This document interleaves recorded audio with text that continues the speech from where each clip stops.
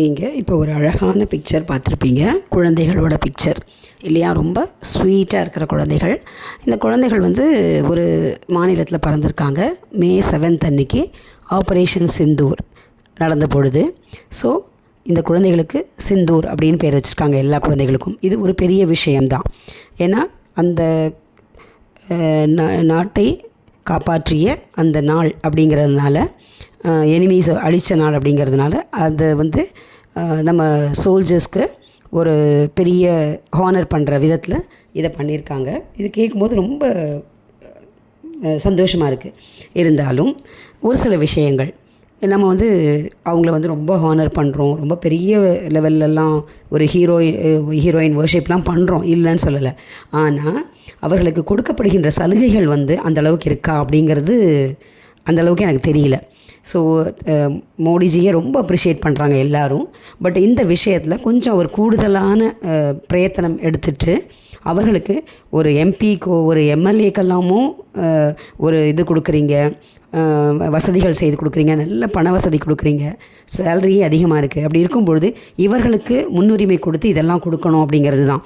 அதே மாதிரி நம்ம பஸ்ஸில் ட்ரெயின்லாம் பார்த்தா அவங்க சில நேரங்களில் ஒரு நின்றுக்கிட்டே போகிற சூழ்நிலையெல்லாம் கூட அவங்களுக்கு இருக்கும், திடீர்னு வர சொன்னாங்கன்னா.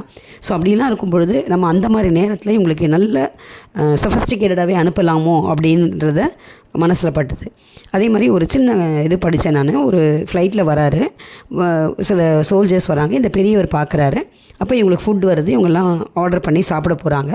அப்போ ஒரு சோல்ஜர் இன்னொருத்தட்ட கேட்குறாராம், ஒரு ஆர்மி மேன் நம்மளும் இதை சாப்பிடலாமா, வாங்கிடலாமா அப்படின்னு. வேண்டாம் வேண்டாம், அடுத்த ஏர்போர்ட் வட்டோம், அப்போ அங்கே அடுத்த இது கொஞ்சம் கம்மியாக இருக்கும் காசு அப்படின்னு சொல்கிறாங்களாம். உடனே இவர் என்ன பண்ணுறாராம், அவங்களுக்கு உடனே தன்னால் முடிஞ்ச அந்த 2-3 பேருக்கு வாங்கிட்டு அவர் கொடுக்குறாராம். இதை கொடுத்த உடனே மற்றவங்க எல்லோரும் எழுந்து அவர் ஆனர் பண்ணதோட அவங்கவுங்க இவர் இறங்க சூழ்நிலையில் இருக்கும்போது அவரோட பாக்கெட்டில் பணத்தை போடுறாங்களாம்.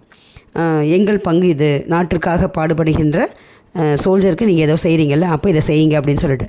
அந்த பைலட் வந்தார் இல்லையா, அவர் அந்த இறங்கி வர நேரத்தில் அவர் சொன்னாராம், என்னுடைய தம்பியும் இந்த மாதிரி இராணுவ இதில் தான் இது பண்ணிகிட்ருக்கான். ஸோ அவனுக்கு யாரோ இது மாதிரி உணவு கொடுத்துருப்பாங்கன்னு நினச்சேன், நான் நெகிழ்ந்து போயிட்டேன் அப்படின்னு சொன்னாராம்.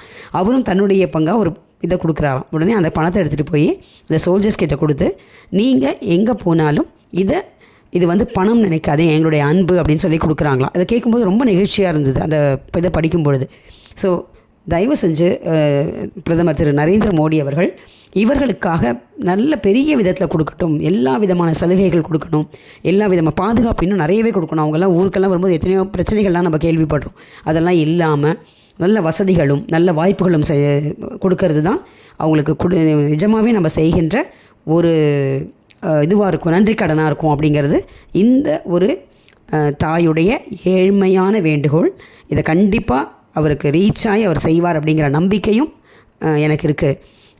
இந்த குழந்தைகள் பார்க்கும்போது எனக்கு அதுவும் இல்லாமல் ஒரு ஆடட் இது என்னென்னா, அந்த சிந்தூர் அந்த மே 7 இந்த குழந்தைகளை பார்த்த உடனே இந்த நாளில் பிறந்ததுனால எனக்கு இந்த ஒரு ஆடட் ஒரு கெத்தாக இருக்குது, நானும் அந்த டேட்டில் பிறந்திருக்கேன்னு ஒன்று. ப்ளஸ் இதனால தான் எனக்கு உடனே இதை சொல்ல தோணித்தோ அப்படின்னும் எனக்கு தோணுச்சு.